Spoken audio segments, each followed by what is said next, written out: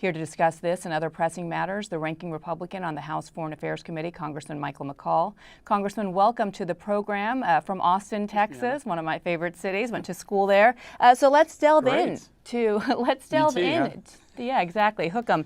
Let's delve into this conflict and this exclusive CNN reporting. CNN reporting that the use of their government airlines, Ethiopian Airlines, to shuttle in weaponry from neighboring Eritrea, which is against international law, to fight in the Tigray region.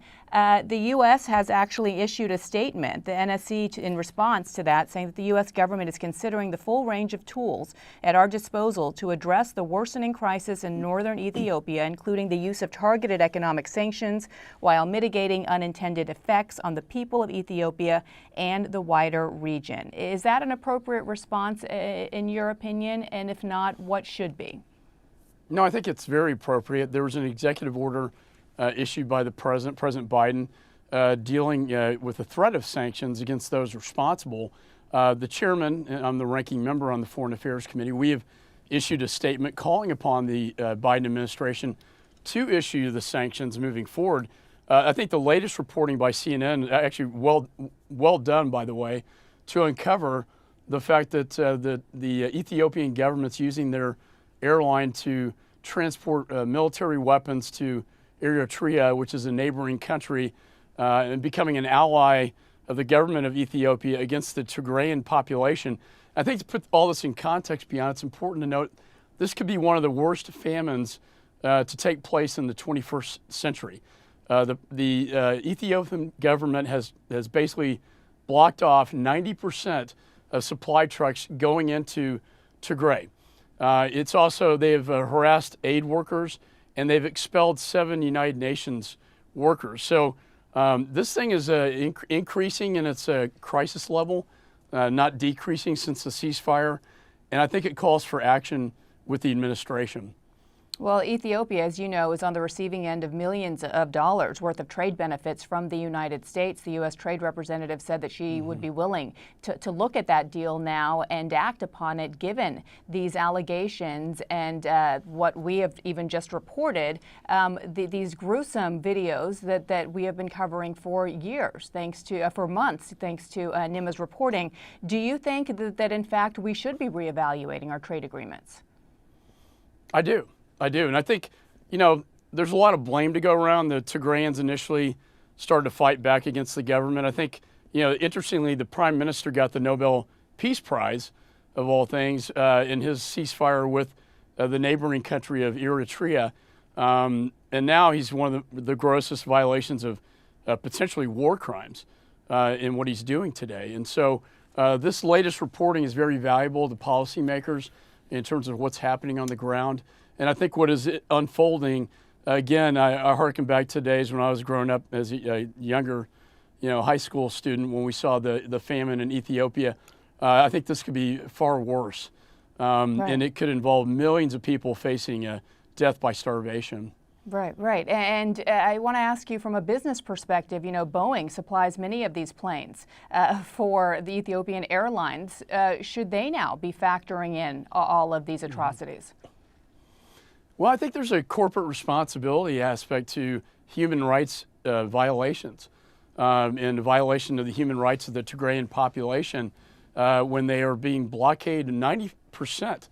Everything's blocked off from coming in the country since July, causing millions to die from starvation. This is, and I'm really glad that CNN International is reporting this. This is a really unreported story of a famine that's taking place right now in the world that most people are just not aware of. And I think the awareness piece is huge, and I call upon in a bipartisan way President Biden, the administration, to go forward with their announcement, go forward with the authorities we've given them under current law to issue these sanctions against those responsible for this human rights and humanitarian crisis. So we need to look at also whether these are war crimes against humanity and possible genocide as well. Yeah, and you talk about the responsibility from the business community. Let me ask you about Facebook, because we heard testimony this week in Washington from the whistleblower that used to work at Facebook, Frances Haugen, who testified that Facebook is literally fanning ethnic violence in places like Myanmar and Ethiopia. Let's take a listen.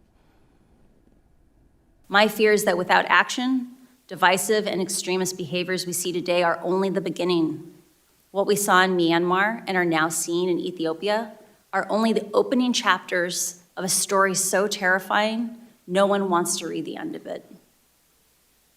Congress can change the rules that Facebook plays by and stop the many harms it is now causing. Congressman, do you view Facebook as a national security threat?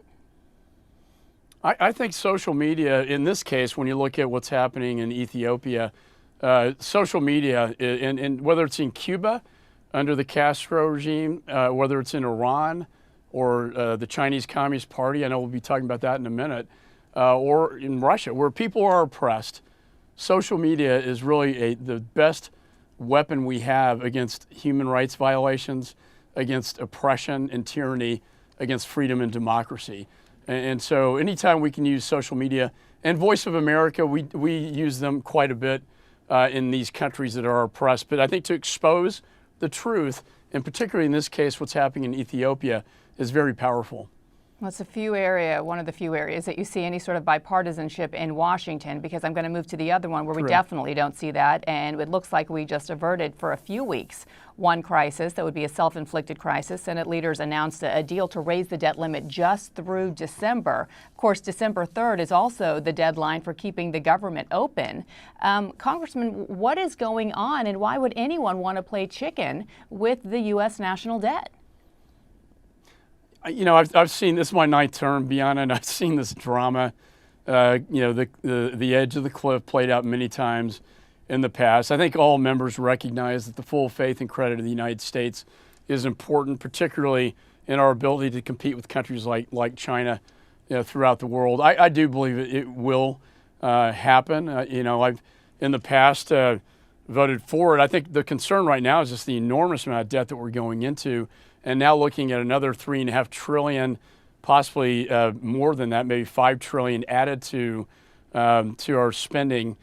We have to get control, like you would with your credit card at home, before you call your credit card company and ask for more, an extension of more. Right, but you and I both know that this. You and I both know that this is based on past accrued debt, right? And this is an issue that, as you mentioned, is being watched from our adversaries and our friends. And let me just read to you what 6 former defense secretaries, both Republican and Democrat, wrote in warning against just this. They said, if we default on the full faith and credit of the United States, it will send a signal to our friends and our adversaries that America does not keep its word to our military forces. We've heard this time and time again over the last few years from the Trump administration and now even into the Biden administration as to whether our allies can trust us and whether our enemies will view any sort of weakness here at home as an opportunity for them. I agree. It's dangerous. I think it's political theater. I do think, and I agree, when you're talking about jeopardizing particularly the United States military in our, you know, in a very dangerous world that we live in right now, is disturbing. But again, and I think, you know, Mitch McConnell, the minority leader in the Senate, has given the other side of the aisle a way out on this to do it through reconciliation. And I think at the end of the day, Bianna, either that's most likely the path that will take place. But at the end of the day, I don't see it not being raised. The full faith and credit of the United States is too important. It just seems like unnecessary stress, but let's get into our adversaries. There's a lot of that in Washington. Yes, exactly. Let's get into some of the hot spots now in the world, in particular vis-a-vis China. This month, as you know, nearly 150 flights have approached the Taiwan defense zone. Now, China obviously is celebrating their own National Day, and this may have been done for more of a domestic audience. Nonetheless, you have officials from Taiwan saying that they expect that China could invade within just a couple of years, 2025. What should the U.S. be doing right now? Well, this is really the unfinished business. They are celebrating their National Day. when the Chinese Communist Party took over mainland China. Chiang Kai-shek went to Taiwan. The unfinished business is taking back Taiwan, and that's been very clear. And they're very straightforward about it. Hong Kong was part of it too, and they went in and took back Hong Kong without a shot fired. Faster than anyone would have imagined. Faster than anyone would have imagined. And the human rights violations there, I can tell you, are very disturbing, as well. I think in the case of Taiwan, deterrence is key.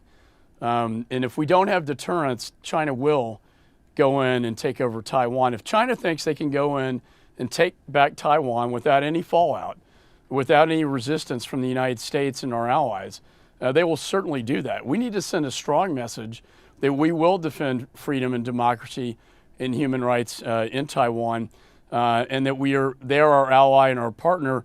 Any sign of weakness will invite aggression. That's an old age foreign policy doctrine. What I worry about, Bianna, is with Afghanistan and the failure of the evacuation has been seen worldwide as a sign of weakness, projecting weakness.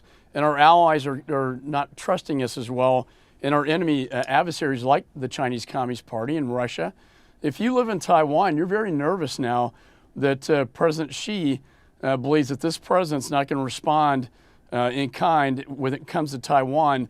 That's why I think the sale of the nuclear submarines that I got briefed by the administration on was so important, that our alliance with Great Britain and Australia on these nuclear submarines to protect the South China Sea and Taiwan Straits, very important.